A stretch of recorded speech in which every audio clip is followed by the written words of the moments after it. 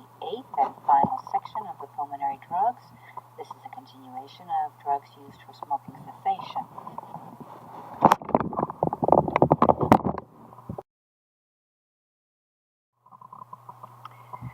Nicotine inhalers are another delivery device for nicotine replacement therapies. They have a mouthpiece and a nicotine-containing cartridge. Inhaling through the device releases nicotine vapor, which is deposited in the oropharynx and absorbed through the oral mucosa. So very little of it, in fact, reaches the lungs. Using it ad lib produces nicotine levels at about a third of the levels that a patient would achieve from smoking. Dosing, duration, and instructions for use.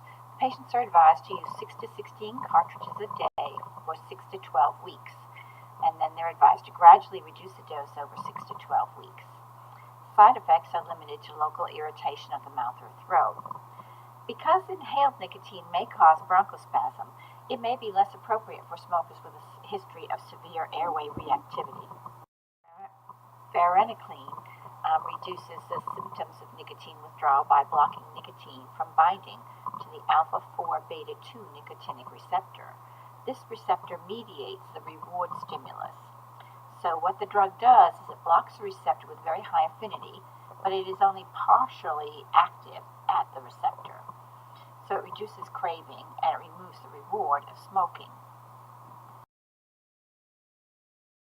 Has a fairly good safety record.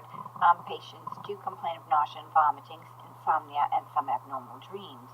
Recent studies have not confirmed earlier reports of severe neuropsychiatric events, and in fact, the black box warning was removed from the FDA-approved labeling in December of 2016. Dose, duration, and instructions. The basic method is to begin with varenicline 0.5 milligrams QD for 3 days, and then 0.5 milligrams BID for 4 days, then quit. So there's a sort of a front-loading period to get a steady state, and then the patient is advised to quit. When the patient quits, they continue to take 1 milligram BID for 11 weeks. Varenicline is renally excreted, so moderate renal insufficiency requires a dose reduction. Some studies have suggested that a 4-week preload rather than 1 week before quitting improves outcomes. Other studies support continuing the medication for an extra 12 weeks.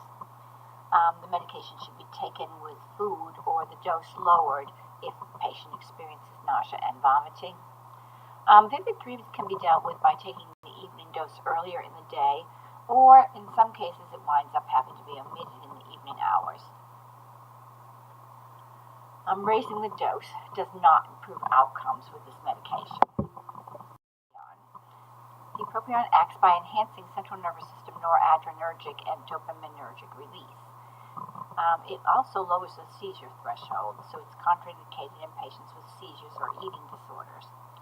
The risk is dose-dependent and rare at recommended doses. Recent studies have not shown an increase in neuropsychiatric events, and the black box warning was also removed from this medication.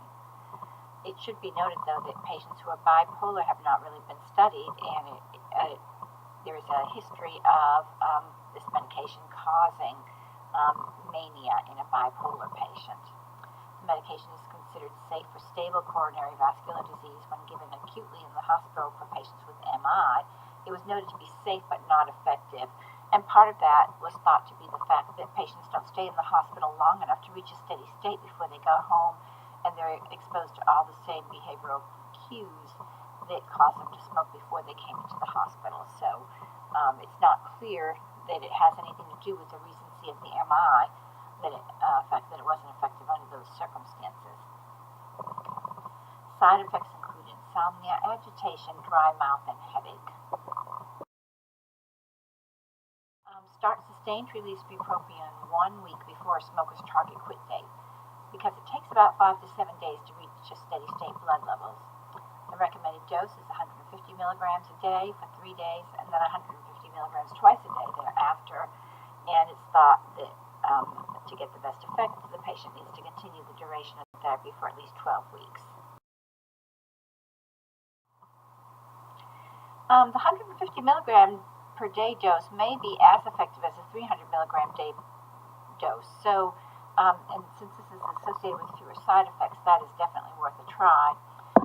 Longer duration therapy may prevent relapse in people who have been successful quitters on the appropriate. E-cigarettes are another delivery system that potentially could deliver nicotine in order to allow the person to quit smoking cigarettes. In an e-cigarette, the tobacco is not burned. These devices are likely to be safer than continuing to smoke conventional tobacco cigarettes, but their safety is uncertain because they are newer products, and we really can't make any recommendations.